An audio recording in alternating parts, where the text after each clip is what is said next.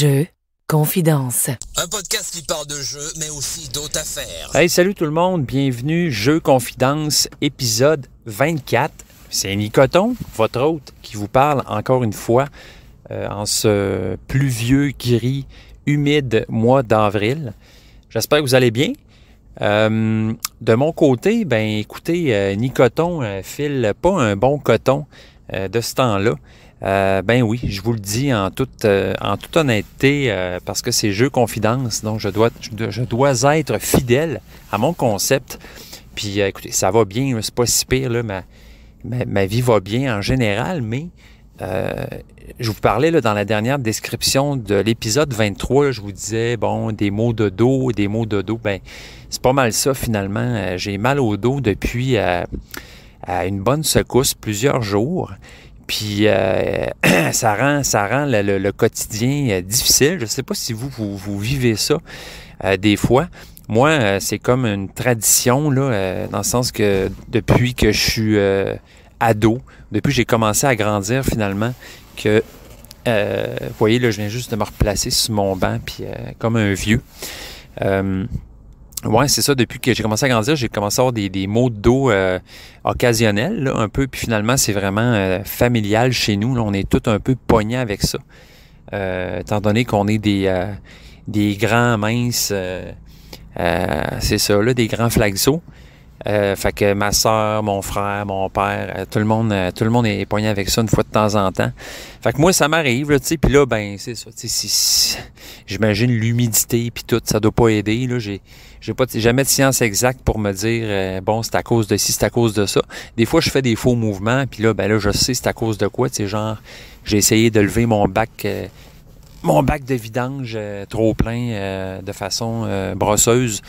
Là, je sais pourquoi j'ai mal au dos, mais là, c'est un cas où tu te lèves le matin, puis à un moment donné, boum, ça te rentre dedans, puis tu sais pas trop pourquoi, puis là, dans ta tête, tu dis, je suis parti pour un bon 10 jours de gossage, d'avoir de la misère à attacher ses souliers. Fait que c'est pas mal ça. Fait que c'est ça, là, de ce temps-là, si je suis assis trop longtemps, marcher, juste me lever de ma chaise, n'importe quel petit mouvement, tu sais, c'est niaiseux, mais tantôt, je suis juste allé pour mettre mon clignotant de char, puis ça me fait mal, fait que ça te donne une idée. Je pense que c'est une entorse lombaire, là, je sais pas trop, je n'irai pas dans les détails, puis je veux dire, c'est pas un podcast sur les maux de dos, là, mais c'est pas grave, tu sais, je vous en parle. Peut-être que vous allez vous reconnaître là-dedans, quelques-uns d'entre vous. Fait que c'est ça, ça un peu nuit à toutes mes activités, là, parce que justement, travailler, là, au travail, veux pas, tu sais, je suis assis, mais aussi je bouge, je me lève, je change de position, je me penche, tout ça, c'est un peu compliqué.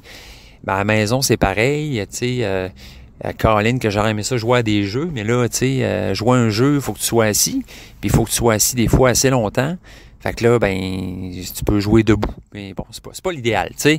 Fait que c'est ça. J'ai pas pu jouer. En fait, j'ai joué à rien. Là, je vais être honnête avec vous, à rien pantoute. Même pas des petits jeux. Juste des petits jeux dans ma tête. Donc, c'est pas mal ça. Fait que fait que là, j'ai hâte que ça passe. J'essaie de faire attention, mais on dirait que dans ce temps-là, il faut vraiment que ça fasse son temps puis que ça se tasse un moment donné. C'est drôle parce que à chaque fois que j'ai mal au dos, c'est comme si c'était la première fois, tu sais, un peu comme le printemps.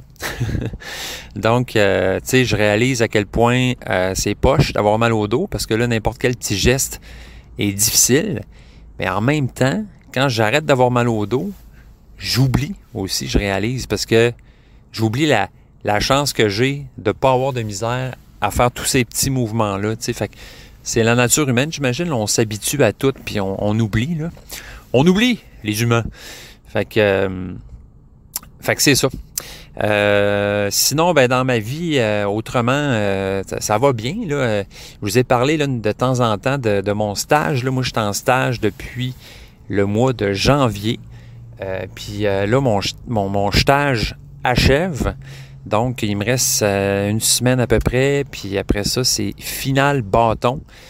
Il va juste me rester mon examen, mon gros examen stressant de fin de technique. Donc, ça passe ou ça casse. C'est le genre d'examen que si tu passes pas, ben tu peux pas travailler, puis il faut que tu recommences 6 mois plus tard. Fait que vous penserez à moi. Ça va être le 24 mai que ça va se passer. Mais ça devrait bien aller. Puis après ça, ben je vais pouvoir gagner ma vie comme une personne normale, rembourser mes dettes. Et voilà. Donc, ce qui m'amène à vous parler du Patreon de ce podcast. En fait, si vous voulez financer... Non, c'est une blague, c'est pas vrai. Donc, voilà. Voilà pour ma vie. Fait que c'est ça. J'ai hâte de me sortir de ce bout de plate-là. On en vit toutes des affaires de même. Tu sais, on se croise dans la vie, puis on jase, puis on n'a pas idée des fois de ce que les autres peuvent vivre là, comme défi quotidien. Donc, voilà. Voici le mien, ou voici l'un des miens. Donc, ma charpente est pas optimale, je dirais. Puis, des fois, je redoute un peu le vieillage, parce que je me dis, Colin, si je marche comme un petit vieux à 46 ans, j'ai peur de voir ça à 80 si je me rends là. Fait que c'est ça, j'essaye toujours d'avoir des stratégies, tu sais, parce que je sais que c'est important quand on a mal au dos de se muscler le corps. Donc, j'essaie de faire des exercices pour ça, puis de me trouver des sports ou des activités qui puissent me tenir en forme puis me garder solide. Mais c'est comme un peu un cercle vicieux parce que on dirait que, tu sais, il y a plein d'activités que je veux faire, mais en même temps, j'ai peur de les faire parce que j'ai peur de me faire mal au dos.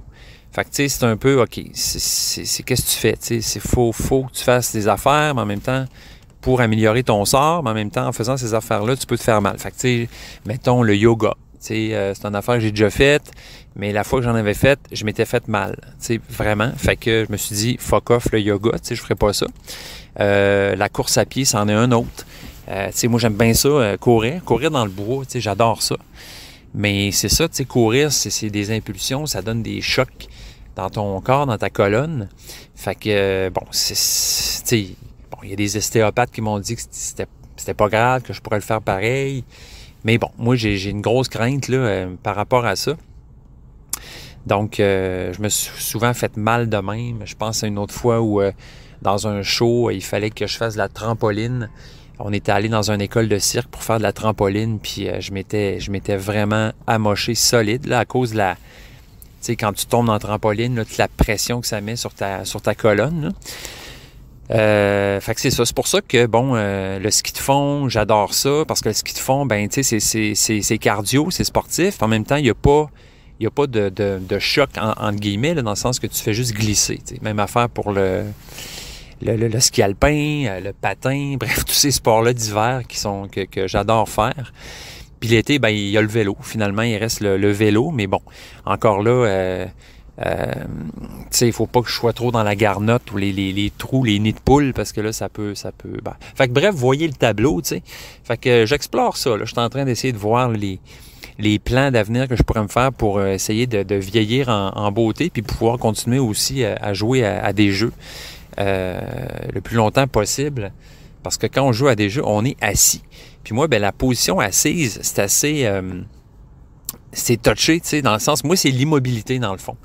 Tu sais, si je reste assis longtemps sans bouger, là, ça peut me pogner aussi. Fait que... bref, il y a tout ça, là, tu sais, il y a tout ça, là. Fait que...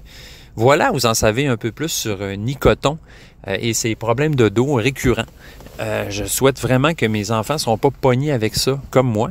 J'espère qu'ils vont hériter de leur mère, qui sont de leur côté. Là, ça a l'air pas mal plus tranquille de ce côté-là. Hey, c'est pas vrai, j'ai pas joué à absolument rien, finalement, en y repensant, parce que j'ai joué à Boone Lake. Ouais, j'ai joué à ce jeu-là, en solo, par contre, parce que, bon, ça donnait pas avec d'autres joueurs, mais j'ai quand même décidé de me tabler ça. Solo, qui est très bien fait, finalement. Les solos sont vraiment de plus en plus, je trouve, bien désignés, là, dans le sens que ça se fait bien. Boone Lake, c'est le cas. Boone Lake, c'est un jeu d'Alexander Pfister. Donc, on reconnaît un peu Alexander Pfister dans le sens que, bon, le déplacement de ton pion sur une rondelle, là, dans le sens que là, c'est une rivière. C'est une semi-rondelle, je dirais, là, parce que tu parcours la rivière du nombre d'espaces que tu veux entre 1 et 3 ou 1 et 4 espaces, dépendant du joueur que tu es. Tu avances ton bateau sur ta rivière.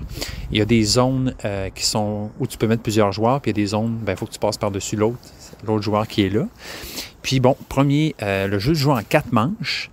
Les 2 premières manches, tu vas au bout de la rivière, puis tu reviens au début. Fait que là, il y a une rondelle, mais aux 2 dernières manches, là, à un moment donné, la rivière, tu prends un embranchement, puis tu te rends jusqu'à la fin. Fait que c'est plus une rondelle, là, c'est-à-dire que tu poursuis le chemin.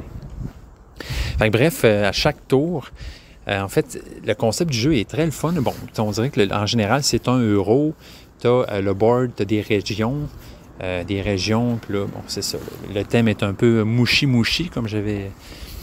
cette expression que j'avais bien aimée, dans le sens que tu arrives sur des terres vierges, puis tu es une gang qui ont quitté leur monde connu pour s'installer dans la nature. C'est des explorateurs qui veulent repartir en neuf. Fait que c'est ça, tu as 4 régions sur lesquelles tu peux mettre des tuiles, puis te développer. Donc, ces tuiles-là, ça va être éventuellement, en mettant une tuile, évidemment, tu vas gagner des bonus. Il y a certaines tuiles où tu peux mettre des habitants qui, eux, éventuellement, peuvent être upgradés en maison ou en plus grosse maison. Tu as des tuiles aussi, des pâturages où tu peux mettre des vaches. Bref, ça ressemble à ça. La pose de tuiles, là, il y a toute une logique autour de ça. Il faut que ça soit souvent adjacent aux autres tuiles qu'il y a déjà sur le plateau. Puis bon, chaque tour, tu as comme un système d'action qui est bien le fun dans Boon Lake, c'est-à-dire que tu as des tuiles, des espèces un petit plateau avec des tuiles rectangulaires qui sont une par-dessus l'autre. Puis toi, tu choisis quelle action tu veux faire. Tu choisis la tuile, tu prends la tuile, tu montes toutes les autres, puis tu mets cette tuile-là en bas. Puis sur cette tuile-là, il va toujours avoir une action principale que tu peux faire et une action « Follow the leader ». Donc, une action que les autres joueurs vont pouvoir faire en général, qui est souvent moins forte un peu. Donc, on avait vu un peu cette logique-là dans un autre jeu de Pfister qui était Cloud Age, si je ne me trompe pas. Puis aussi, tout dépendant de la hauteur où tu as pris cette tuile-là, ton bateau va avancer aussi sur la rivière pour faire évoluer, pour faire avancer le jeu. Donc, toute cette logique-là de la tuile que tu prends sur le petit plateau, donc plus elle est basse, donc plus tu prends la tuile en bas, moins ton bateau va avancer, je pense. En tout cas, même que si tu la prends trop basse, ça peut t'enlever de l'argent. Et bref, tout ce système-là, d'aller chercher ta tuile d'action, choisir exactement ce que tu veux faire, puis que les autres peuvent suivre après. Donc, on va augmenter sur les pistes. Il y a des pistes aussi sur lesquelles on peut augmenter. Il y a des phases revenus. Puis à chaque fois que ces phases-là revenus reviennent, selon où on est rendu sur ces pistes-là, on va faire plus d'argent, ramasser des cartes, tout ça. Il y a énormément de cartes dans ce jeu-là aussi. Donc, encore comme dans Cloud Age, des cartes que tu peux soit défausser à certains moments pour faire de l'argent ou construire. Donc, des cartes qui vont t'amener certaines capacités, certains bonus. Puis une autre mécanique qui est le fun aussi de Boon Lake, c'est qu'au début de la partie, chaque joueur va avoir le choix entre 2 tuiles, qui sont des tuiles, en fait, qui vont déterminer un objectif de fin de partie. En fait, plusieurs objectifs là, de fin de manche, en fait. Donc, cette tuile-là, on la choisit, on la place sur le board, en dessous du board. Puis, lors des 4 phases revenues, ces phases revenues-là sont déterminées dès qu'il y a un des bateaux qui va traverser une certaine zone sur la rivière. Donc, à chaque phase revenue, il faut que tu décides entre 4 conditions, si tu veux, ou objectifs que tu dois remplir. Fait que ces objectifs-là, tu les vois venir tout au long de la partie, puis tu es obligé d'en choisir un à chaque manche. Fait que faut que tu t'arranges pour accomplir 4 de ces objectifs-là pendant la partie. Puis si c'est un objectif sur une tuile que tu as choisi, tu as plus de points encore. Fait que c'est intéressant ce côté-là où tu as comme des devoirs à faire, des trucs à remplir. Puis donc tu planifies tes affaires, puis tu dis OK, après la première manche, je devrais pouvoir accomplir cet objectif-là, la deuxième, cet objectif-là, etc. Donc j'ai bien aimé ça aussi, ce côté-là, qui doit vraiment renouveler le jeu par rapport à ça. J'ai hâte de rejouer en fait. Là. J'ai joué en solo juste pour me donner une idée du jeu, mais j'avais bien aimé ça. Fait que j'ai hâte de continuer. C'est ça, la seule chose qui est étrange dans le jeu-là, c'est vraiment le thème qui est un peu weird. Parce que Ben sinon, tu sais, quand tu lis l'histoire, ça va, mais il y a comme c'est drôle, il y a comme une partie du design de ce jeu-là où il y a comme pas des transistors, mais on dirait un peu des microprocesseurs. Là. Il y a comme quelque chose d'informatique là-dedans, mais tu te demandes d'où ça vient, puis qu'est-ce que ça vient faire là, ce truc-là, tu sais. Je suis dans un monde virtuel, ça existe-tu pour vrai, cette histoire-là? Je sais pas, mais en tout cas, il y a vraiment côté, voyons, c'est vraiment la journée des sirènes. Côté graphique, par rapport au thème, il y a quelque chose de bizarre. Fait que sur cette magnifique sirène, qui a l'air d'être le thème un peu de ce podcast, l'urgence, donc je conclus ce petit aperçu de Boone Lake. Fait que c'est ça. Hey, j'ai pensé à un petit concept là, cette semaine, là, étant donné que, je veux dire, côté expérience ludique, j'en ai pas vraiment. J'ai plus des expériences merdiques, fait que je vous en ai assez parlé. Mais j'avais le goût, genre, je pourrais vous lire la description de certains jeux, des jeux que j'ai chez nous, des jeux, je pense pas très connus. Puis en lisant cette description-là, vous allez essayer de deviner de quoi je parle. Fait que je vais vous décrire ces jeux-là, là, j'en ai 6. Puis à la fin de la description, ben là, je pourrais vous dire de quoi il s'agit. Puis si vous le trouvez pendant que je le lis, ben vous êtes super bon, bravo. Premier jeu à deviner. Donc, c'est un jeu, quand même un beau jeu. Sur le jeu, il y a des oiseaux. Donc, c'est un peu le thème du jeu. Sur BGG, il est coté 7 sur 10. Puis, il y a une complexité de 1.5 sur 5. Donc, le titre de ce jeu-là signifie « vie » en japonais. Dans ce jeu de 1 à 4 joueurs, qui dure environ 30 minutes et qui peut se jouer à partir de 10 ans, les joueurs élaborent un jardin partagé entre leurs pagodes respectives et cherchent à obtenir la vue la plus spectaculaire une fois le jardin achevé. À tour de rôle, ils vont piocher et jouer des tuiles jardin, représentant à la fois un oiseau et une fleur, afin de créer des nuées d'oiseaux et des rangs de fleurs visibles depuis leur pagode. Qui profitera de la plus belle vue sur le jardin? C'est une question de perspective. Donc, voilà. Je ne sais pas si vous avez déjà une idée de c'est quoi ce jeu-là. Nous, c'est un jeu qu'on a depuis un certain temps. C'est édité par la compagnie Huch, H-U-C-H, point d'exclamation. Et un jeu qui a été fait par Matt Loomis et Isaac Shalev et désigné par Jerry Bennington, Kyle Merkley et Sam Barlin. Donc, le principe, c'est que chacun de notre tour, on place une tuile sur le jeu, sur le board central. Puis, donc, sur cette tuile-là, des belles tuiles qui font un peu penser là, à de la céramique. Là. Mais c'est du plastique, là, mais tu sais, c'est beau, là, les tuiles sont belles. Puis, c'est ça, il faut placer notre tuile, puis on fait des points si jamais l'oiseau que sur cette tuile-là est adjacent. Si les tuiles adjacentes à la tuile qu'on vient de poser sont pareilles. Autrement dit, ils ont le même oiseau. Fait que dans ce cas-là, mettons qu'il y a 2 oiseaux adjacents qui sont pareils, on fait 2 points, etc. Fait qu'on place nos tuiles comme ça, chacun notre tour, on pige des tuiles dans le sac. Puis à la fin de la game, on va aussi compter les fleurs. Donc, à partir de notre perspective sur le jeu, en faisant des lignes, en suivant les lignes des tuiles vues de notre bord du board, ben on compte le plus grand groupe de fleurs. Puis, à partir de là, on fait encore des points. Fait que nous autres, c'est un jeu, un des premiers jeux qu'on a eu, donc il n'est pas d'une grande complexité, qui est très abordable. Puis, c'est ça, là, qui est un jeu abstrait, finalement très abstrait, mais avec un thème d'oiseaux et de fleurs très beau. Donc, voilà pour ce premier jeu mystère. Je ne sais pas si vous savez c'est quoi. Réfléchissez-y. En tout cas, c'est sûr, je vous ai dit les noms des auteurs. C'est peut-être trop d'indices, puis vous allez le trouver en cherchant. Mais en tout cas, voilà pour le premier jeu. Ça fait longtemps qu'on a joué, mais c'est drôle parce que le livret d'instruction, il est bilingue.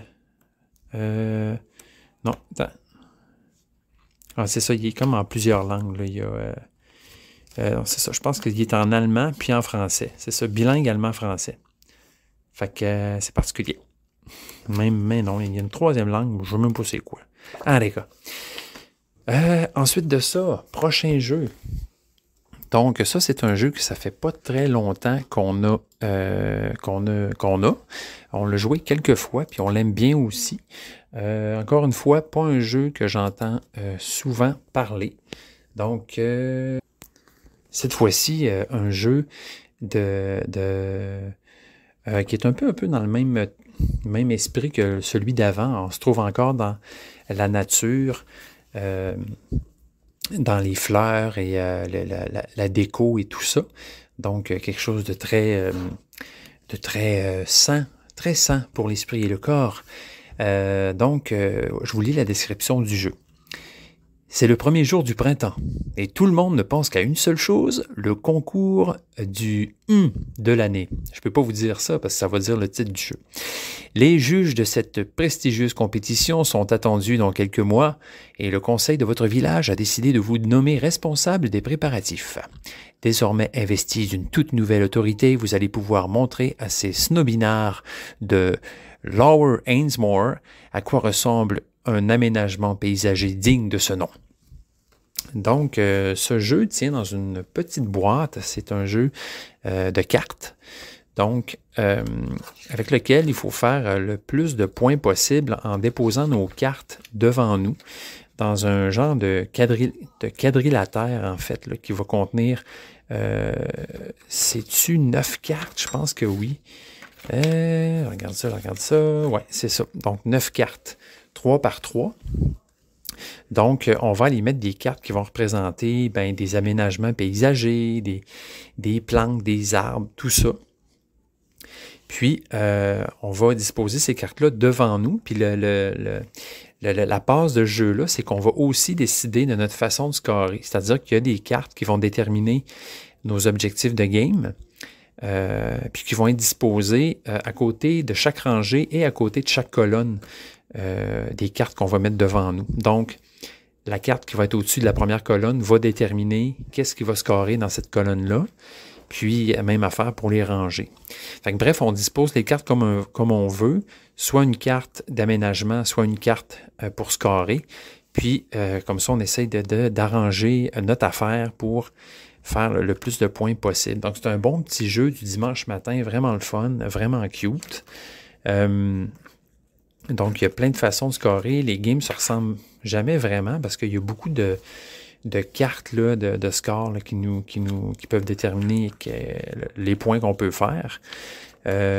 Donc, ce jeu-là, je vous dis-tu l'auteur? Ça donne des indices, mais je vais vous le dire quand même. Ben oui. C'est Pierre Sylvester qui a fait ce jeu-là et c'est illustré par Johanna Rosa.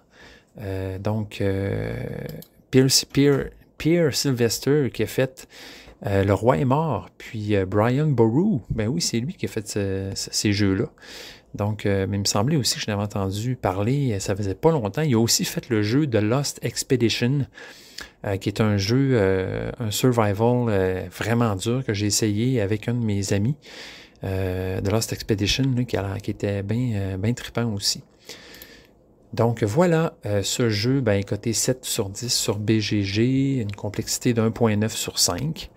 Donc c'est un jeu qui joue de 1 à 5 joueurs, mais à 2, c'est vraiment le fun. Moi, j'ai juste joué à 2, puis j'ai bien aimé ça. Puis l'artiste qui a illustré ce jeu-là, c'est Johanna Rosa. Donc, voilà pour mon deuxième jeu mystère. Donc, on continue pour faire deviner des jeux. Cette fois-ci, troisième jeu, un jeu de Rainer Knizia. Donc, très bien illustré. En fait, on peut reconnaître sur la couverture du jeu des temples japonais. Donc, voici la description du jeu. En 532, le bouddhisme arrive au Japon et se fait une place aux côtés du shintoïsme, qui est la religion officielle, le shintoïsme. Le prince Shotoku, séduit par cette nouvelle religion, missionne alors des moines bouddhistes pour construire un village doté d'un immense jardin dans lequel 8 pagodes seront érigées et annonce que dès que la 4e sera achevée, il fera de cette cité un important lieu de pèlerinage pour tous les bouddhistes du monde entier. Grâce, entre autres qualités mentales, à la puissance de sa méditation, le moine bouddhiste qui aura atteint le plus haut niveau de spiritualité, Mathieu Ricard, à ce moment précis, sera récompensé et nommé par le prince. Il sera nommé grand gardien du jardin sacré des 8 pagodes, un très grand titre, et deviendra ainsi responsable du pèlerinage. Vous êtes l'un de ces moines bouddhistes. Saurez-vous suffisamment transcender votre esprit afin de vous voir décerner un tel honneur? Donc, ce jeu, très sympathique. Moi, je l'aime beaucoup. C'est pas un jeu avec ben pogné, je pense. Mais c'est tout de même Rainer Knizia qui le fait. Lui, c'est drôle. Je découvre toujours un jeu que je connais. Puis à un moment donné, je fais hein, c'est lui qui a fait ça aussi. Bon, Rainer Knizia, qui est assez prolifique aussi. Donc, ce jeu-là est très sympathique. On doit construire des temples, des pagodes de différentes couleurs. Puis, on joue le rôle de petit moine. Donc, c'est vraiment cool. Tout est orienté vers la spiritualité bouddhiste dans ce jeu. Donc, c'est super bien illustré. Puis, donc, ce qui se passe, c'est qu'on va... c'est un peu là, la course à celui qui va finir le plus de temples possible. Donc, on a joué quelques fois à ce jeu-là, puis on a bien aimé ça. Donc, le principe, c'est qu'on va aller fouiller dans une poche. Il y a plein de morceaux de temples, en fait, qu'on va aller piger.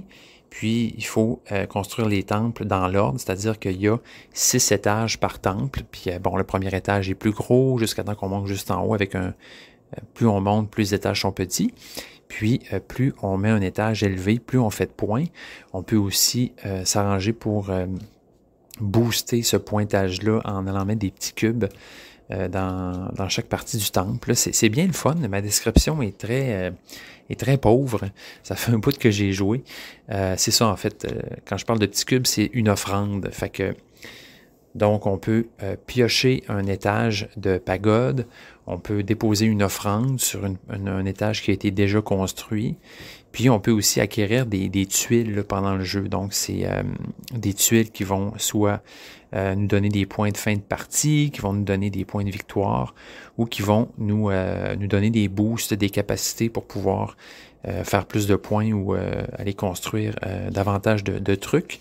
Puis aussi, on peut bêter, en fait, sur la première, parce qu'il y a 8 pagodes en tout. Puis, si tu réussis à miser sur l'une des pagodes qui va être construite en fin de game, tu fais des points aussi. Donc, bien le fun, ce jeu. Je ne sais pas si vous savez c'est quoi, si vous avez déjà joué.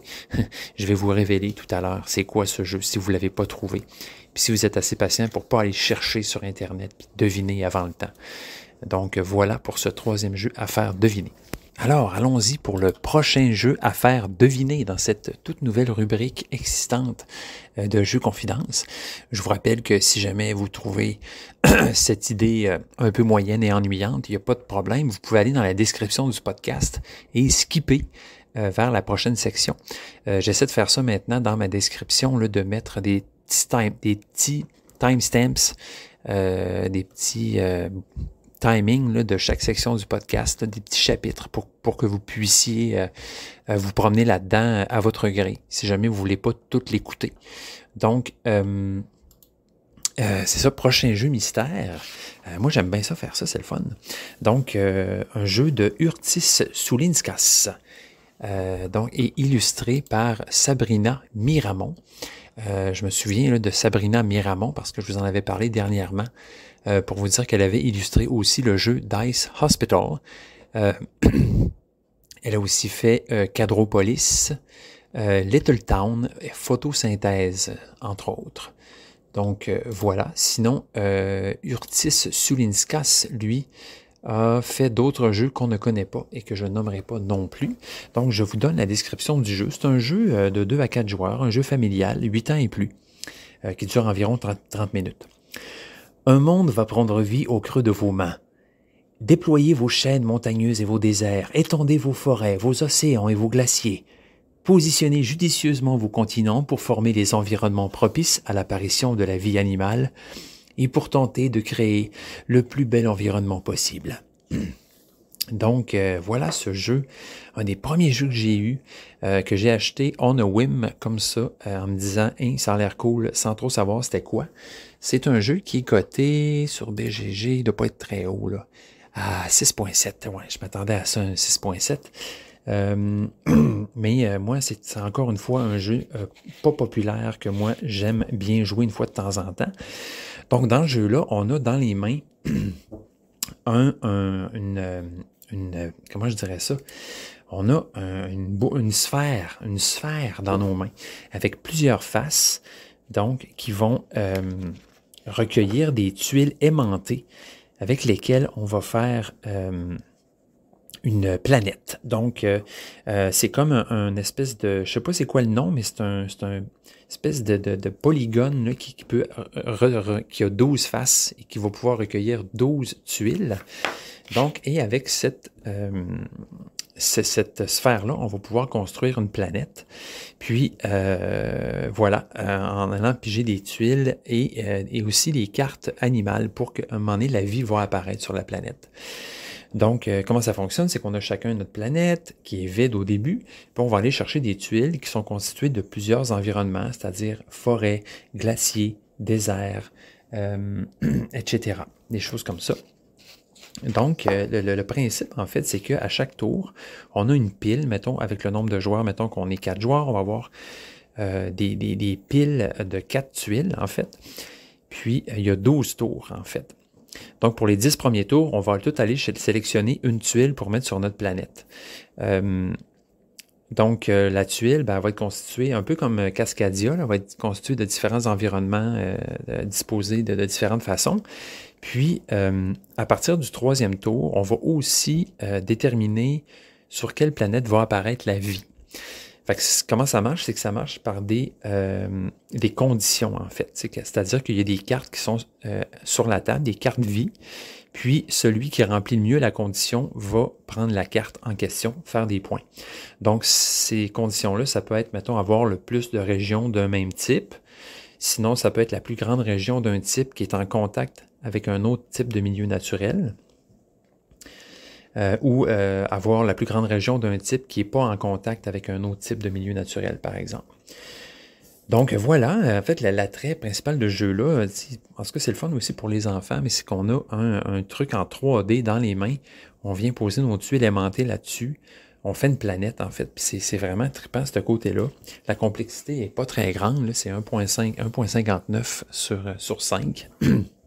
Mais bon, on construit notre planète, les environnements, on va chercher des animaux, puis donc c'est intéressant là, en fait de voir à l'avance quels animaux s'en viennent, quelles conditions ça prend pour avoir ces animaux-là, fait que on peut s'y prendre d'avance pour essayer d'arranger notre planète pour, par exemple, aller chercher les éléphants qui vont nous donner plein de points.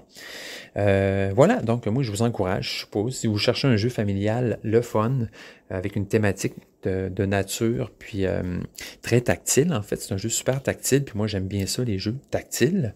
Moi j'étais un kinesthésique, j'aime ça toucher, tu sais. Fait que voilà. Puis ben c'est ça. Le titre du jeu, ben il est déjà passé plusieurs fois dans ma description. Fait que vous l'avez peut-être trouvé, vous connaissez peut-être le jeu aussi.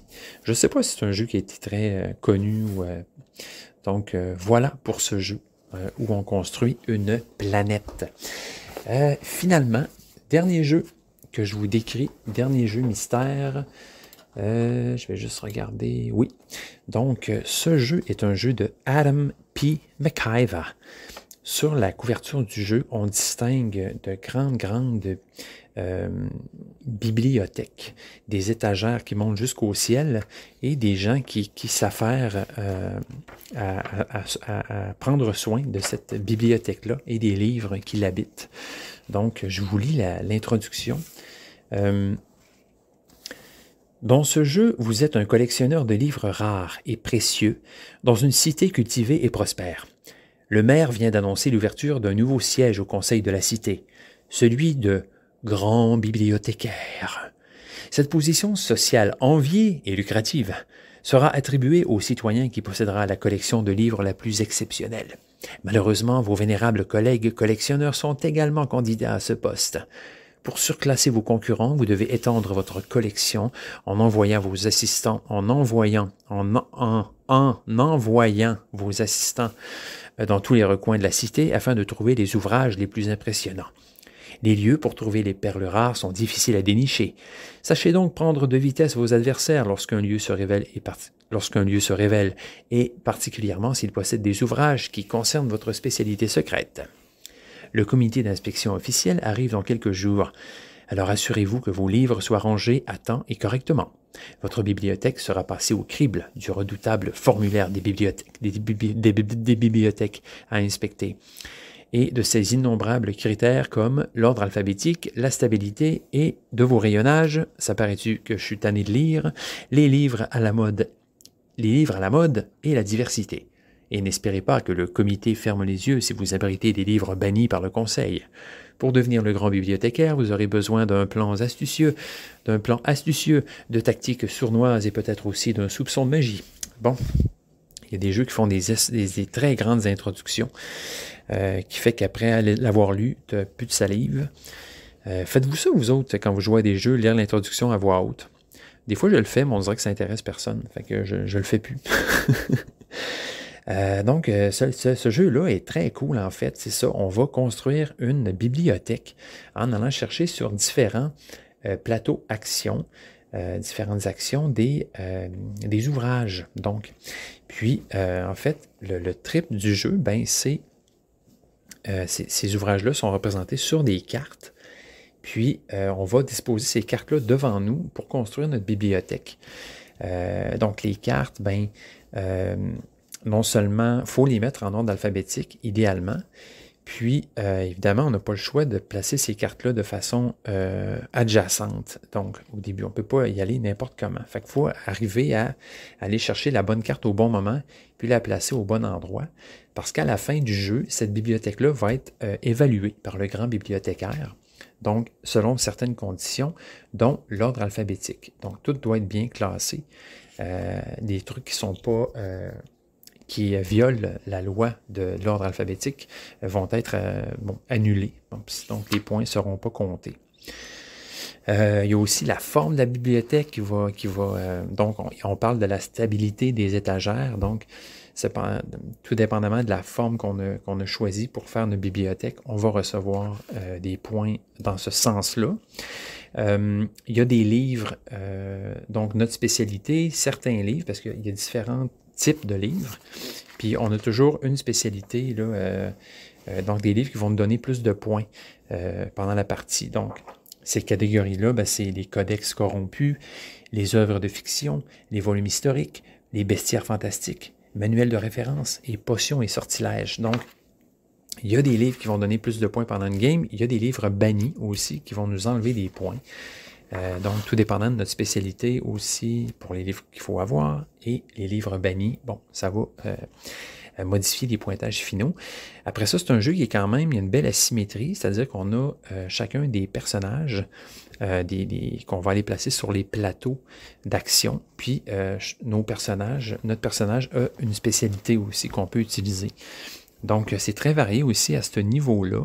Puis chaque plateau action, bon, a des différentes façons d'aller chercher des nouvelles cartes, en fait. C'est très varié. Je n'irai pas plus loin, mais voilà, pour ce jeu, en fait, magnifiquement illustré. Donc, il faut que je vous dise qui l'a fait. C'est important, parce que je le trouve beau. Donc, illustré par Jackie Davis, Adam P. McIver et Anita Osburn. Donc, voilà. Donc, Monsieur McIver, il a aussi illustré Yokohama, Gentes, Tiny Epic Quest. Donc, ça fait partie des jeux qu'il a illustrés. Sinon, ben, Jackie Davis, qui est une femme, illustré Viticulture, Cubitos, voilà, donc Euphoria aussi. Donc, on a vu Viticulture, c'est quand même bien, là. Parlons un peu, si vous le voulez bien, du 17e Golden Geek Awards. Donc, les nominés qui ont été annoncés pour 2022. Il y en a quand même pas mal, mais je vais passer un peu là-dessus. Là. On va regarder ça ensemble pour s'y réentendre tout ça, étant donné que, j'imagine que on en a parlé un peu partout dans les autres podcasts, mais on ne se tente pas, nous autres, de parler de jeux. Puis moi, ça va me faire plaisir de regarder ça avec vous autres. Là. Donc, je regarde ça, les nominés pour les joueurs, les jeux à deux joueurs, les joueurs jeux à deux joueurs. Donc, Beer and Bread, intéressant. Donc, ça, c'est un jeu qu'on a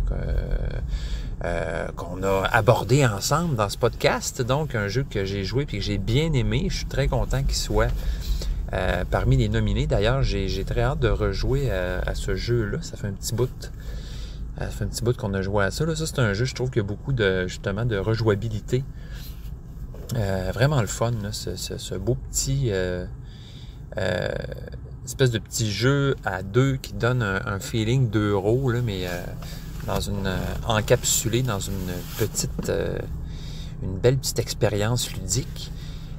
Sinon, Caper Europe. Donc ça, c'est un des jeux que j'aimerais avoir beaucoup et que je n'ai pas pu mettre la main dessus encore. Je ne sais pas s'il est backorder ou quoi que ce soit. Ce jeu-là, mais bref, si un jour je joue à ce jeu-là, je vous en parlerai. Puis si jamais vous avez joué, là, écrivez-moi donc pour m'en parler. Je suis vraiment curieux de savoir si c'est bon le jeu-là. jeuxconfidence@gmail.com. Après ça, qu'est-ce qui ressort là-dedans? Splendor Duel. Donc ça, il n'y a pas grande surprise ici. En passant, en ce moment, je suis dans le trafic. Je pense qu'il y a un accident, parce que là, on entend un camion de pompiers qui passe. Ouais, il se passe de quoi? Ça ne doit pas être super drôle. Vraiment live, hein? Ce podcast-là, c'est fou, débile. Encore une fois, on réalise à quel point tout est relatif dans la vie. Puis pendant qu'un gars fait tranquillement un podcast dans son char, il y a d'autres mondes qui sont en train de vivre des choses plutôt dramatiques. J'espère que tout le monde est correct. Je vais continuer pareil. Excusez, je voulais pas teindre cette expérience podcastienne de sombres nuages. Donc, les jeux à deux joueurs. Après ça, sinon, je passe vite sur ceux que je connais pas. Là. Boop. Caesar Sees Rome in 20 Minutes, Marvel Dice Throne. Donc, je connais Dice Throne, j'ai une couple de boîtes de Dice Throne et j'aime bien ça. Vraiment le fun. C'est un beau petit jeu à deux. Donc, j'imagine que si on est fan de Marvel, ça, c'est quelque chose aussi qui me caractérise. Là.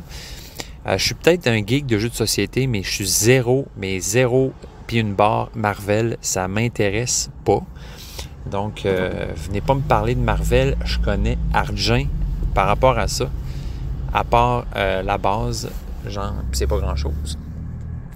Mindbug First Contact, connais pas. Pagan, Fate of Roanoke, Twilight Struggle, Red Sea Conflict in the Horn Africa, Undaunted, celui-là, je l'ai entendu souvent parler. Stalingrad, là, qui a l'air très, très bien.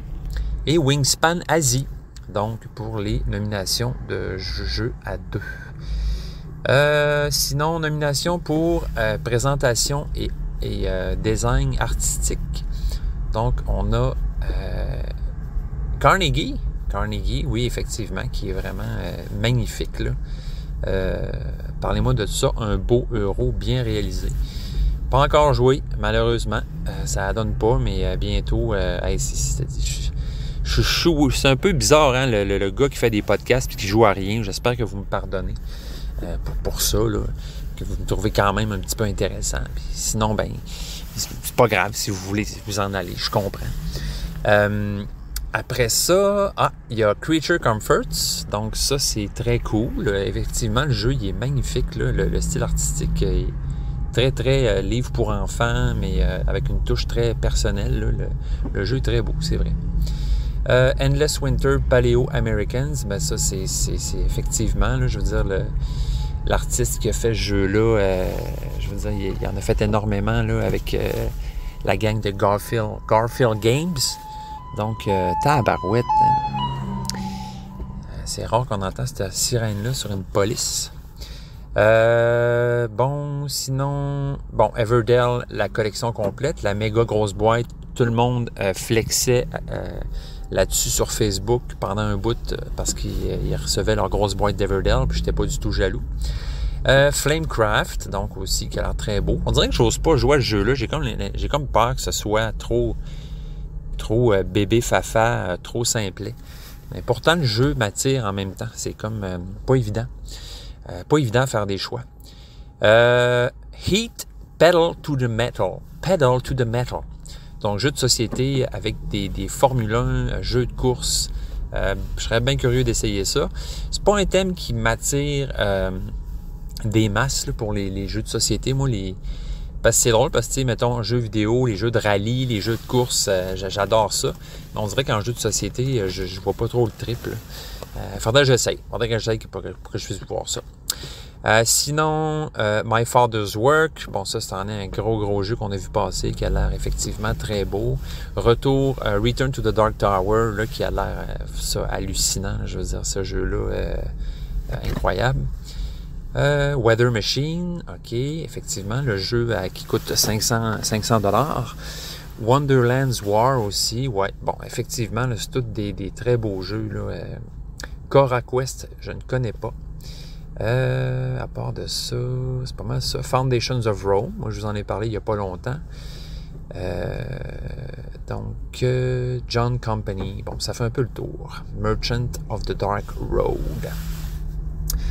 Bon, on passerait peut-être à jeu coopératif. Pendant que l'apocalypse est en train d'arriver. Donc, les jeux coopératifs, je vais juste vous dire ceux qui ressortent pour moi, là. ISS Vanguard, bon, ben ça, on s'entend que on en a parlé pas mal ensemble. Vagrant Song, ça, c'en est un qui m'a toujours intrigué, un jeu coopératif qui a l'air très beau. Bon, Return to the Dark Tower encore. Frostpunk, donc un jeu qui était issu, encore une fois, de l'univers des jeux vidéo. Cora Quest, encore une fois. Ça, je ne connais pas du tout Cora Quest. Il faudrait que j'aille fureter pour voir c'est quoi ce jeu-là. Il ressort à plusieurs endroits. Il y a aussi Kites, un jeu de cerf-volant que j'ai vu passer quelques fois sur Internet. Et Lands of Galzir. Ça, c'est un jeu qui a l'air vraiment hallucinant. C'est Stig Meyer, un moment donné, qui en a parlé sur son Instagram, là, puis qu'il l'encensait vraiment. Il avait l'air vraiment de dire que c'était hallucinant comme jeu. J'avoue que je trouve ça intéressant. Bon, on s'entend, c'est tous des jeux coopératifs. Fait que moi, si j'achète un jeu coopératif, moi, jouer tout seul. Fait que j'en ai pour un méchant bout à avoir des jeux coopératifs à jouer tout seul avec ISS Vanguard, avec Arkham Horror, tout ça. Fait que Lands of Galzir, ben, on va le laisser sur la tablette imaginaire de la honte. Pas mal ça, là, les jeux que je connais pour les jeux coopératifs. Là, les autres trucs, ça me dit rien. Paint the Roses. Decorum. Decorum, ça, j'en ai entendu un peu parler. Sinon, ouais, je connais pas trop le reste. Oh, ça sonne à cause de l'accident. On veut savoir ce qui se passe. Bon, ben c'est ma blonde qui vient de m'appeler pour me demander si j'étais correct à cause qu'il y a un carambolage. Donc, wow, j'ai vraiment choisi le bon moment pour faire un bout de podcast. Je vais appeler ça carambolage. Donc, ça fait un peu le tour là, pour les jeux coopératifs. On passe un peu vite là-dessus. Les expansions, on va passer là-dessus aussi. Ben, peut-être on peut dire là, vite Parks Wildlife qui est nominé. L'extension pour Red Cathedral que j'ai aussi, Contractors, que je n'ai pas encore essayé. Une extension pour Root, The Marauder Expansion. J'ai très hâte de rejouer à Root. Vraiment hâte. À bon entendeur, j'ai hâte de rejouer avec vous. Sinon, Viticulture World, donc l'extension pour jouer en coopératif. Wingspan Asie. Everdell New Leaf, donc je n'ai aucune idée de quoi a l'air cette extension. Il faudrait d'abord que j'essaye celle que j'ai achetée, tu sais. Pas mal ça. Sinon, ben, les 2 extensions pour Dune Imperium, jeu que j'ai vraiment sous-joué à mon grand dame, là. Mais je l'ai dans ma tablette, puis je suis content de l'avoir pareil. Une extension pour Meadow aussi, Downstream. Meadow, c'est un jeu que j'aimerais bien essayer, là. J'aime bien les jeux nature, là. On parle là, beaucoup là, dans d'autres podcasts là, de t'es-tu team nature, t'es-tu team espace. Moi, sérieux, je suis team tout, là. J'aime autant les jeux d'espace que les jeux nature, là, puis ailleurs. Fait que pour moi, il y a pas... je ne vois pas la nature et l'espace de façon dualiste. Pour moi, ces 2 choses peuvent très bien vivre ensemble. OK, là? À part ça, c'est pas mal ça pour les extensions, là. Sinon, Star Wars Outer Rim, que je n'ai jamais essayé. Je suis pas non plus un très gros geek de Star Wars, malheureusement. Là, pas bien intéressant de ce côté-là. Là. Non, je suis un gars un peu straight. Bon, après ça, les jeux innovation pour les nominés pour les jeux innovants. On parle, Blood of the Clock Tower. Hey, ça fait vraiment plusieurs fois qu'il apparaît, lui. Je serais vraiment curieux de voir c'est quoi. Blood on the Clock Tower. Sinon, il y a Cat in the Box. Ah, très heureux de le voir là. Cat in the Box. Bien apprécié ce jeu. Très hâte de rejouer. Il y a aussi le jeu Heat Pedal to the Metal. ISS Vanguard. Nice. Sinon, My Father's Work, on retrouve là aussi. Planet Unknown, ça c'en est un jeu qui a l'air très cool, un jeu d'espace. Return to the Dark Tower, qui revient. Turing Machine, ça m'étonne pas de le trouver là. On a souvent dit que c'était un animal étrange, Turing Machine, donc bien content. Moi, j'aime bien Scorpion Masqué. Moi, je suis team Scorpion Masqué, je les trouve cool. Ils sont québécois, ils sont cool. C'est pas mal ça. Dead Reckoning, ça je pense que ça vient d'un jeu vidéo. John Company, Second Edition, aucune idée c'est quoi. Mind Bug, First Contact. Lui aussi, ça fait quelques fois que je le vois apparaître. Je sais pas c'est quoi. Bon, puis là on arrive à nos Game of the Year. Fait qu'on va regarder ça. Game of the Year léger. Donc, côté léger. Donc on a Acropolis. Acropolis, bon, qu'on sait qu'il a gagné un as d'or, là. Il y en a eu, lui, des récompenses. Fait que, bon, tu pourrais laisser sa place à d'autres, hein? Oui, OK. Challengers, bon, on retrouve un peu les jeux, là. Sinon, bon, Cat in the Box, qui se retrouve là-dedans aussi. Foundations of Rome, qui est le jeu où tu construis une grosse ville avec un jeu qui coûte... énormément d'argent, mais qui a la complexité de Jean Azul. Sinon, Longshot de Dice Games, ça, je vous en avais parlé un petit peu. C'est un jeu de course de cheval où tu bêtes, tu gages de l'argent. Tu peux acheter des chevaux, puis si ton cheval gagne, tu es riche et tu n'as plus jamais à travailler le restant de tes jours. Vraiment le fun, Longshot, très beau jeu, très belle réalisation. Mindbug se retrouve encore là. Next Station London. Hey, lui, là, sérieux, je pense que c'est pour lui que je voterais. C'est le jeu que j'ai le plus joué en 2022, sérieux. Ça n'a pas d'allure. Même 2023. Sinon, Ready, Set, Bet, qui est un autre jeu de gageage. Rear Window qui a l'air très intéressant, un jeu, si je ne me trompe pas, de déduction, là, mais qui paraît qu'il est vraiment, là, vraiment le fun. Donc lui, je vais surveiller ça, là, mais j'aimerais bien ça, checker ça à un moment donné. Sea Salt and Paper, encore une fois, un jeu que j'ai énormément joué. Splendor Duel. Trekking Through History. Fait que c'est pas mal fait pas mal le tour. Sinon, il y a aussi Dorfromantic de board game. Aucune fucking idée c'est quoi ça. Ensuite de ça, Game of the Year Medium. Fait qu'on a Atiwa, un jeu de Uwe Rosenberg. D'ailleurs, à ce propos, j'aimerais remercier Sébastien qui m'a écrit pour me dire que, parce que je parlais de New York Zoo, un jeu d'Uwe Rosenberg qui est un petit jeu, un jeu simplissimo de Uwe Rosenberg. Puis, Sébastien là, me rappelait qu'il avait aussi fait le jeu Patchwork, qui est aussi un super bon jeu, un jeu à deux, qui est très, très, très accessible, très simple, là, familial, je dirais même, là, donc de Uwe Rosenberg. Donc, il n'a pas que fait des jeux compliqués qui parlent de ferme et qui parlent de ferme et de cultiver du grain et de faire des bébés moutons. Après ça, dans Medium, on a Blood on the Clock Tower encore. Il va vraiment falloir que j'aille voir c'est quoi ça. Clank Catacombs, donc qui est la version Clank, mais un peu roguelite, là, dans le sens que chaque game est différente parce que tu poses des tuiles puis le donjon est jamais le même. First Rat, premier rat, aucune idée c'est quoi. Flamecraft, donc le jeu qui a fait beaucoup de vagues, qui est très beau, qui parle de dragons. Puis qu'on ne sait pas si c'est un jeu familial ou un jeu un peu plus complexe. Il faudrait que j'essaye ça. The Guild of Merchant Explorers, donc un jeu que j'ai souvent vu passer, souvent vu en boutique, là, que j'imagine qu'il est bon s'il est nominé en médium. Il faudrait que j'essaye ça aussi. Heat Pedal to the Metal, Chaleur pédale au métal. Ensuite de ça, Lacrimosa. Lacrimosa, ça, c'en est un jeu que j'ai failli m'acheter, en fait, là, parce que le thème est très intriguant. En même temps, je me demande toujours si...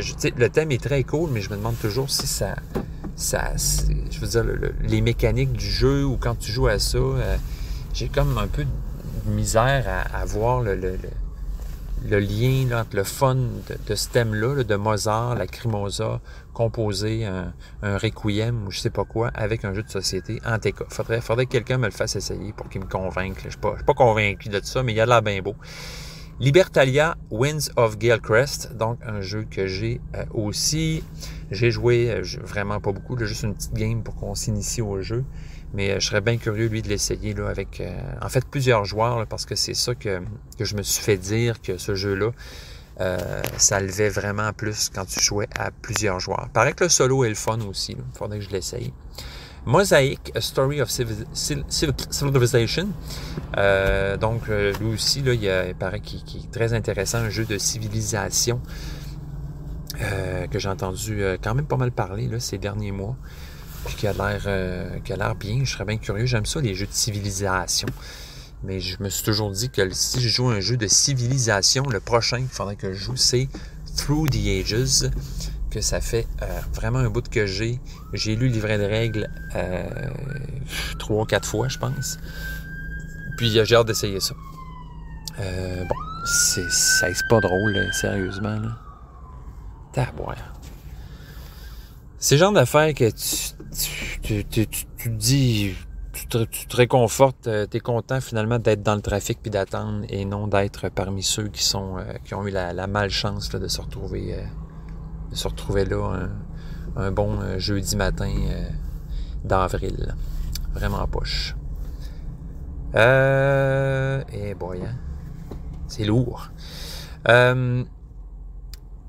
C'est ça, on va parler de jeu, tu sais, pour se réconforter, puis se rappeler qu'il y a des belles choses dans la vie aussi. En passant, mon dos va mieux, je suis bien content. Donc, c'est ça, le temps passe vite dans un podcast, hein, parce que moi, j'existe dans la vie, mais Nicoton existe aussi dans un univers parallèle de podcast. Il ne vit qu'une fois par semaine pendant environ 1 heure, et le temps passe très vite pour lui. Donc, même si pour le Nicoton de la vraie vie, ça fait 10 jours qu'il a mal au dos, le petit Nicoton du podcast virtuel que vous écoutez en ce moment, lui, les jours passent très vite, puis les maux de dos, ça dure pas longtemps. Fait que c'est cool, t'sais. Puis en plus, je suis éternel parce que ce podcast-là va pouvoir être joué n'importe quand dans les prochains siècles. Puis il va vivre encore. Je vis encore en ce moment. Suis-je en 2112? Merveilleux. Je suis encore vivant.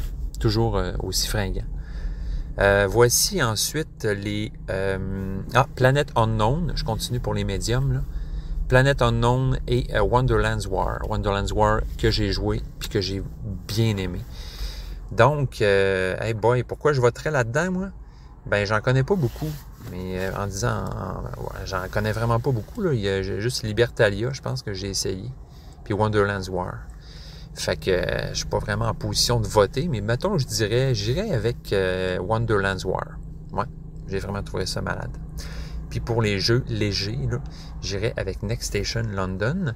Sinon, les jeux heavy, bon, enfin, hein, ce qui nous intéresse, là, ce qui est viandé, ce qu'on aime, les gros jeux euro là, qu'on dit qu'on a joué pour flasher, comme Weather Machine. Fait que c'est ça, on va commencer les jeux heavy nominés. On a Aeon Trespass Odyssey. C'est quoi ça? Ça a l'air gros et ça a l'air bon. Carnegie, donc Carnegie, Dead Reckoning, Endless Winter, Paleo Americans. Donc lui, je suis sur le point de l'essayer. J'ai lu les règles, je suis fin et prêt. Il reste juste à sacrer à boîte sur la table, dérouler mon beau tapis que je viens juste de recevoir de Board Game Tables. Oui, je me suis acheté un super beau tapis de jeu en néoprène, magnifique. Il fait toute la table, il est beau, il m'a coûté cher, mais je suis content de l'avoir. Et maintenant, mes jeux, l'expérience de mes jeux va être vraiment meilleure. Fait que c'est ça. Endless Winter Paleo Americans que j'ai vraiment hâte d'essayer, qui est un jeu magnifique. Je l'ai en anglais, mais c'est pas grave parce que il y a pratiquement pas de texte nulle part. Puis comme disait mon frère, il aurait très bien pu mettre un livre de règles bilingue dans la boîte et ça aurait fait la job, puis les gens auraient été bien contents. Donc, les inserts à l'intérieur, la manière que le jeu est fait, la production, c'est irréprochable, magnifique. Puis moi, je trouve personnellement que c'est un des plus beaux là, de cet artiste-là, dont le nom m'échappe pour l'instant. Attendez, je vais tout de suite vous le dire. Là, c'est de quelque chose. Là.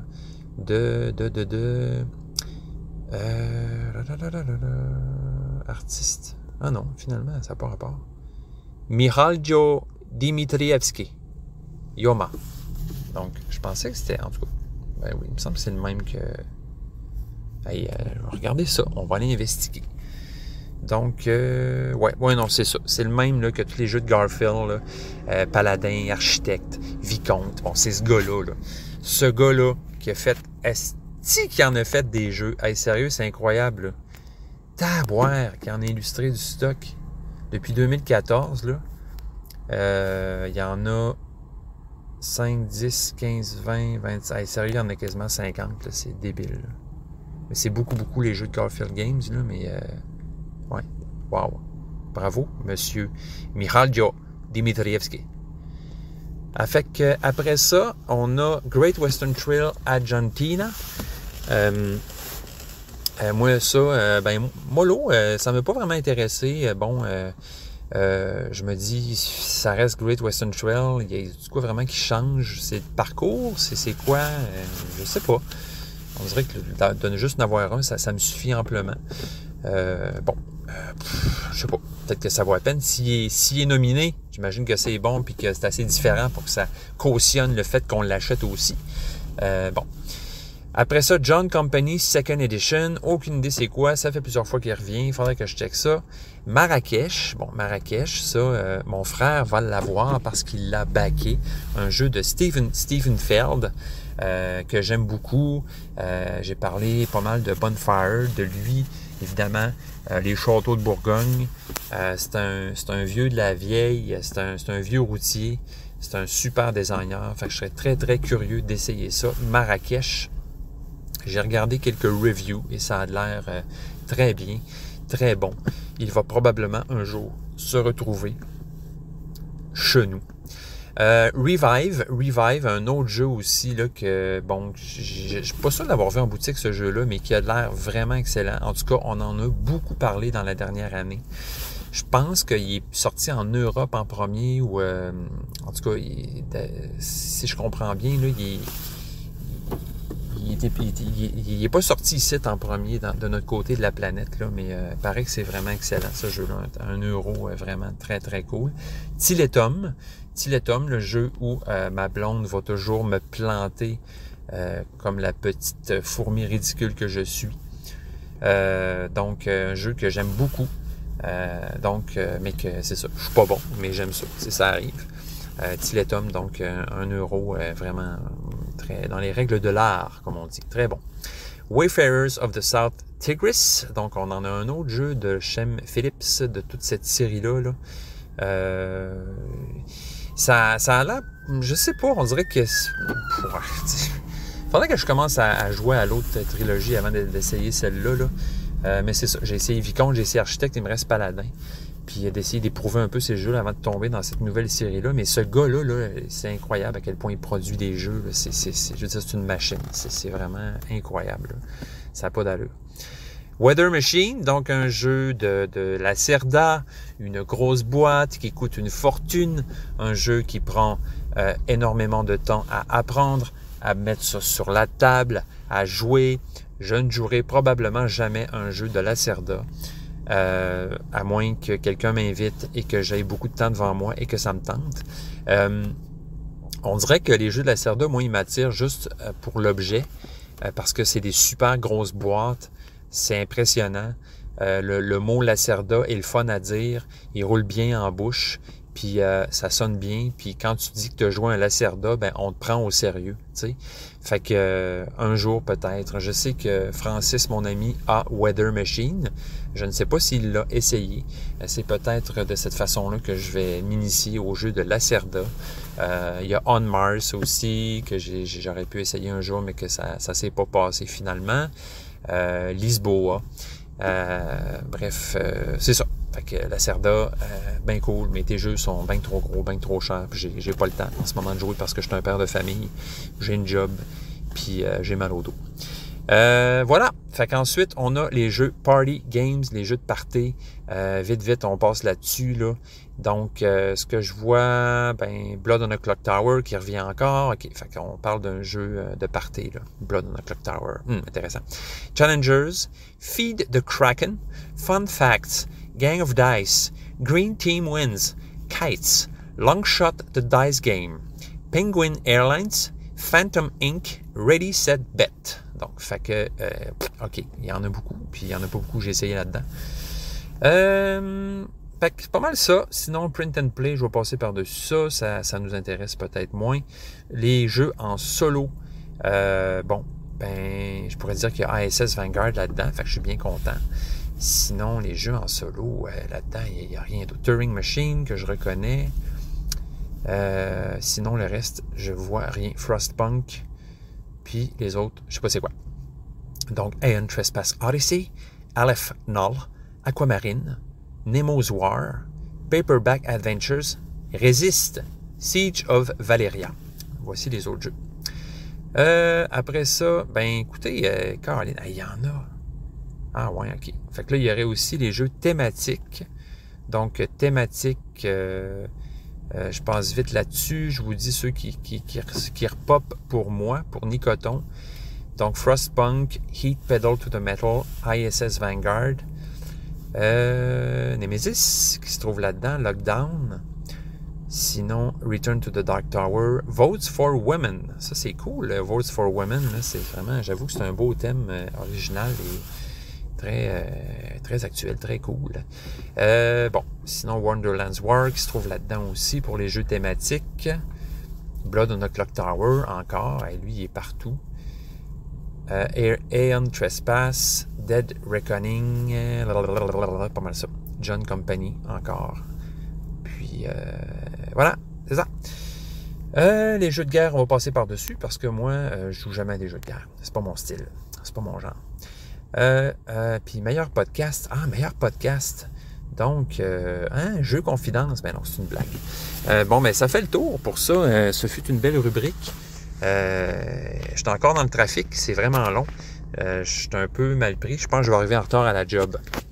Donc, on est rendu au moment où je vous révèle quels étaient ces jeux mystères. Hein? Le suspense est à son comble. Alors, premier jeu avec les oiseaux. Ben non, c'est pas Wingspan. Jeu pas très connu. J'ai pas vu ça souvent dans les ludothèques des gens. Ça s'appelle Saikatsu. Saikatsu! S-E-I-K-A-T-S-U. Donc, qui veut dire en français, comme on a vu tout à l'heure, comme je vous l'ai dit tantôt, vie, qui signifie vie en japonais. Donc, les matériaux sont quand même beaux. C'est pas côté illustration. Bon, on a vu mieux. C'est pas comme on dit, le pogo le plus léger de la boîte en termes d'illustration. C'est pas si pire, là, mais ça aurait pu être mieux que ça. Bon. Mais bon, ce que j'aime bien, c'est le sac en tissu et les tuiles jardin qui sont vraiment très épaisses en plastique, là. Donc, on aime bien le côté tactile de ce jeu-là. Voilà, comme je vous ai dit, là, du placement de tuiles à sa, je dirais, pas plus simple expression, mais pas loin. Donc, c'est des mécaniques là, de trucs adjacents qui font des points. Puis en même temps, essayer de calculer là, le nombre le plus grand groupe de fleurs identiques qu'on va faire dans chaque ligne qui va s'étaler devant soi. Donc voilà, Seikatsu pour le premier jeu. Je ne sais pas si vous l'aviez deviné. Ensuite de ça, deuxième jeu, plus récent cette fois-ci, un jeu édité par Osprey Games. Voilà, c'est Jardin anglais. Donc voilà, le jeu de cartes qui vient dans une toute petite boîte, très sympathique, jeu d'apéro, qui est très cute, très quaint. Donc voilà, avec lequel on peut jouer avec plusieurs personnes là, pour s'amuser, folâtrer dans les jardins, faire des points. En fait, c'est ça le fun, le truc qui est le fun de ce jeu-là, je trouve, c'est que chaque game est très différente, étant donné que chaque condition de victoire ou condition de pointage à chaque game va être différente à chaque game, puis en plus différente entre chaque joueur, parce que chaque joueur va avoir ses propres conditions de pointage. Là. Fait que très cool. Troisième jeu que j'ai nommé ensuite, l'avez-vous deviné, c'est Tajuto. Donc, Tajuto. Première fois que j'ai vu ce jeu-là, je suis vraiment tombé en amour avec parce que je le trouvais vraiment beau. Moi, j'ai toujours trouvé sur le bouddhisme. Je vous en parlerai un jour si vous voulez, mais j'ai fait beaucoup de méditation et j'ai beaucoup lu sur le bouddhisme. Je trouve que c'est une philosophie qui vaut le détour. Bon, fait que ça m'a tout de suite plu. Qu'on parle de points de spiritualité, puis qu'on se promène avec des petits moines, puis qu'on élève des grands temples. Donc, très le fun.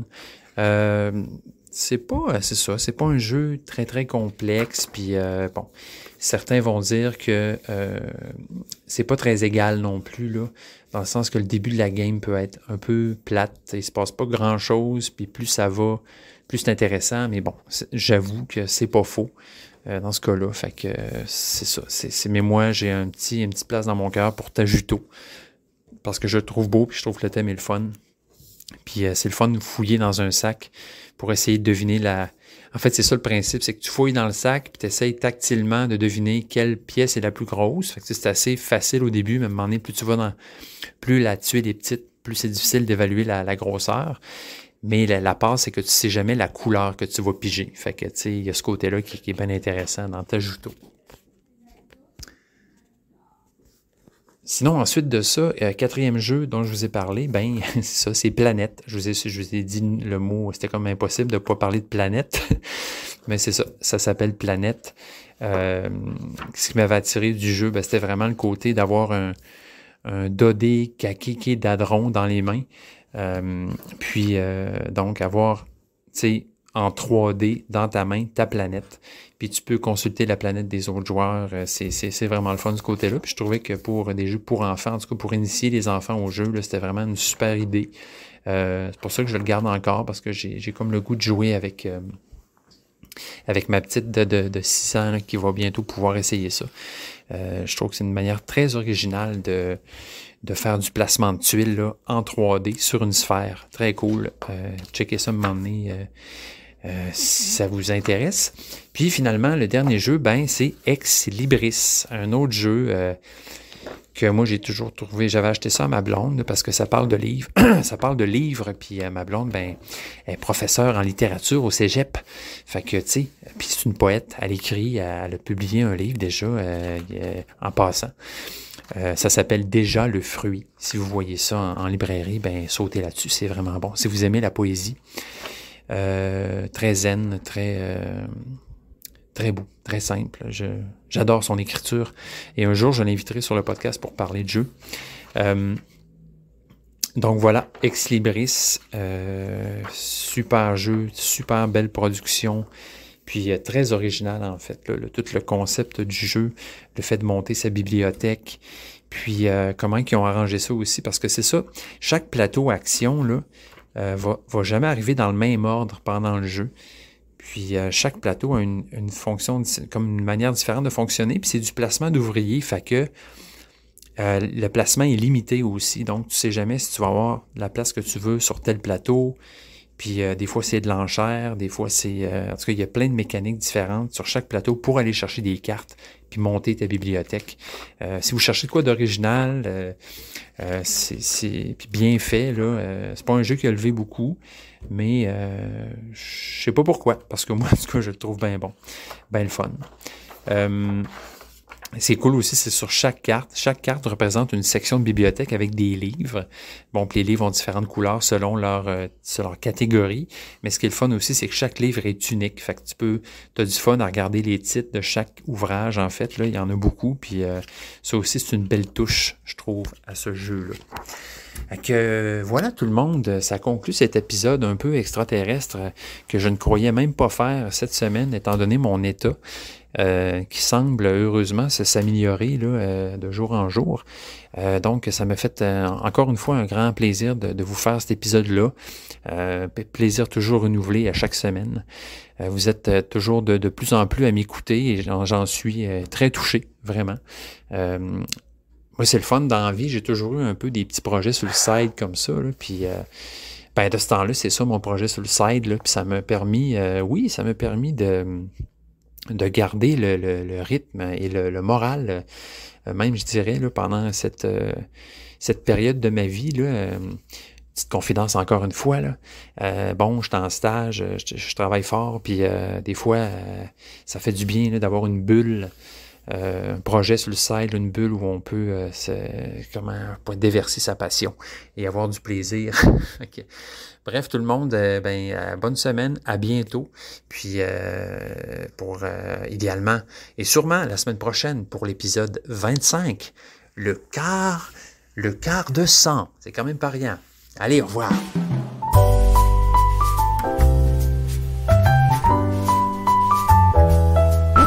Jeux Confidence à commercial gmail.com